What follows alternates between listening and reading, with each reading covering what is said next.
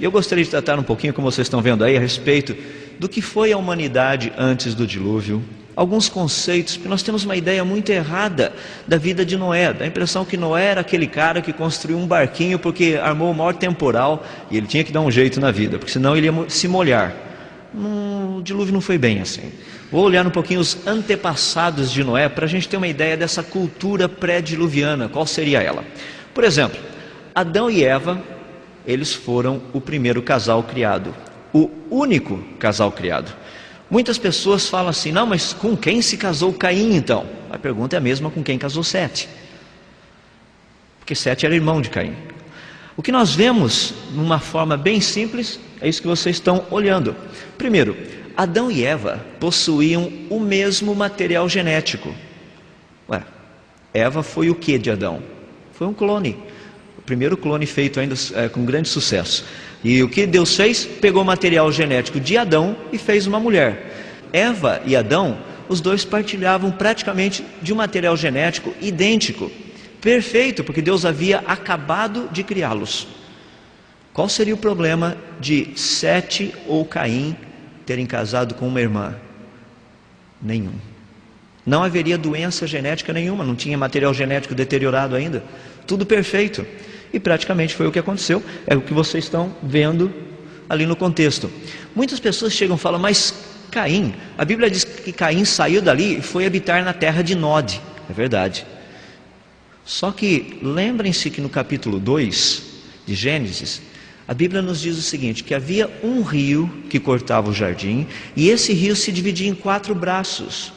E ele dá o nome de 2, do Tigre e do Eufrates. E ele faz uma referência dizendo que este rio é aquele que banha a Síria.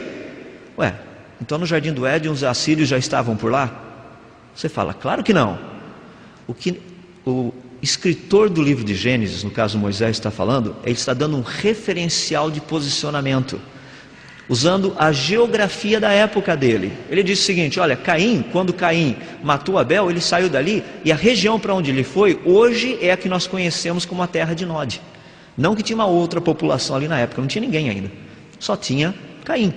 O que aconteceu? Caim provavelmente se casou com uma das suas irmãs ou sobrinhas. Uma das coisas que é muito interessante quando nós olhamos a respeito disso, o contexto da Bíblia, dos gigantes na Bíblia, que nos fala ali em Gênesis capítulo 6. Olha que interessante, você tem Adão e tem Eva. Caim foi um dos filhos. Abel morreu porque Caim o matou. O outro filho foi Sete. A Bíblia nos diz que Adão e Eva tiveram filhos e filhas. Gênesis capítulo 5, verso 3. A questão toda é que desses filhos e filhas, provavelmente Caim se casou com uma das suas irmãs, ou uma das suas sobrinhas, mais provavelmente uma das suas irmãs. A mesma coisa aconteceu com Sete. Uma das grandes possibilidades da questão dos filhos de Deus e dos filhos dos homens seria simplesmente a junção dessas 2 árvores genealógicas, produzindo os chamados gigantes. É o que a gente está habituado a ver quando existem 2 grupos genealógicos distintos, que têm um antepassado comum, e lá na frente existe um casamento entre eles. Nasce gente pequena e gente grande. É o que a gente conhece por gigantismo e nanismo. Só um exemplo: existem gigantes, tem alguns por aí. Um deles foi o Marble, que morreu em 1940. O cara tinha 2,75 metros de altura. Do que nós conhecemos e que a Bíblia trata do contexto pré-diluviano a nível de tecnologia, nós temos uma informação que nos vem através da evolução, que os homens primitivos, eles eram extremamente primitivos. A Bíblia nos dá um contexto um pouco diferente. Olha na descendência de Caim, o que nós temos? Ele foi o segundo depois de Adão. Foi o primeiro assassino da história, e ele saiu dali. Poucos anos depois, nós não sabemos quanto, ele edificou uma cidade. Às vezes o pessoal pensa uma cidade, algo mais ou menos como assim São Paulo, uma Babilônia da vida. Não é bem esse negócio. Uma cidade. Nós não sabemos quanto tempo se passou. Só segura as pontas, porque as pessoas perguntam assim: mas vai construir uma cidade quem? Só ele e a esposa dele? Segura as pontas, a gente vai ver que tinha muita gente no planeta Terra. Dá para construir muita cidade por aí. Os filhos de Lameque foram Jubal, Jabal e Tubal-Caim. 3 gêniozinhos da época. Se você pegar, por exemplo, Jubal, ele era criador de gado. É um cara assim, relacionado com o povo da agropecuária. Desculpe, Jabal. Jubal, esse daí era um pouquinho mais interessante porque ele era músico. Gostava muito desse negócio de harpa. Agora imagina criar instrumentos. Você já tentou criar algum instrumento? Faça uma flautinha doce dessa que a gente usa por aí. Tenta fazer uma usando bambu, por exemplo. Você vai ver a dificuldade que é colocar os furinhos no lugar certo para que o som seja produzido de forma harmoniosa. Você vai cortar bambu até cansar e fazer furinho até enjoar, até você conseguir chegar no lugarzinho certo. Mas tem um deles que me impressiona muito, que é Tubal-Caim. Tubal-Caim, a Bíblia nos diz que ele era artífice de todos os instrumentos cortantes de ferro e bronze. Ele quem começou com esse negócio. O problema é que para você extrair o ferro do minério de ferro, você precisa de uma pequena temperaturazinha de 1650 graus. Tem que saber fazer uma boa fogueirinha para extrair o ferro do minério de ferro, né? Não somente isso, que a Bíblia nos diz que ele também era artífice de instrumentos de bronze. Bronze é uma liga. O problema da liga já é uma questão mais séria. Por quê? Porque na liga de bronze você tem praticamente uma fusão de duas coisinhas. Você tem o cobre e o zinco. E a proporção deles tem que ser muito perfeita. Se não for, a sua faquinha fica cega o tempo todo. Imagina o grau de metalurgia desse povo. Enquanto a história nos fala do homem da caverna e da idade da pedra, a Bíblia está nos falando do povo da metalurgia e da siderurgia.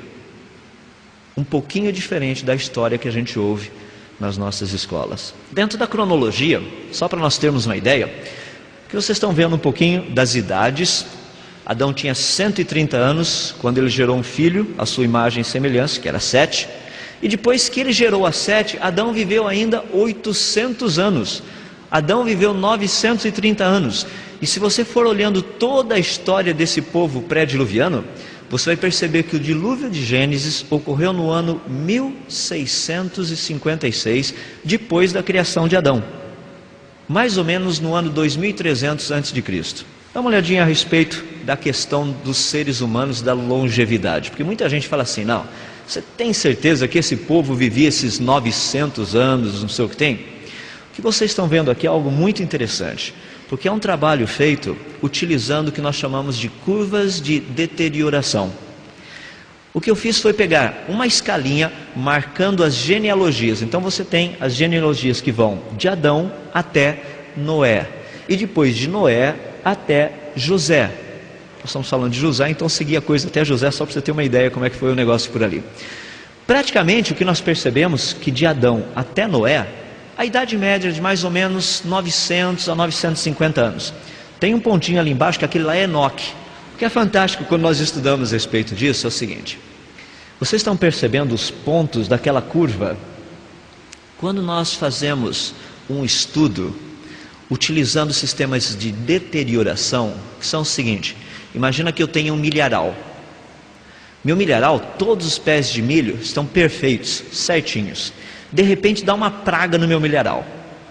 E essa praga começa a detonar os meus pés de milho. A pergunta é, quantos pés de milho ainda estariam bons à medida que o tempo for passando? Então você começa com todos os pés de milho bons. À medida que o tempo vai passando, a quantidade de pés de milho bons vai diminuindo. A curva é exatamente essa que a gente vê ali. O que é interessante é que para você chegar com seres humanos na faixa de 100 a 120 anos, você teria que ter começado com seres humanos na faixa de 900 a 1000 anos. Pela própria matemática, a Bíblia nos dá os parâmetros corretos.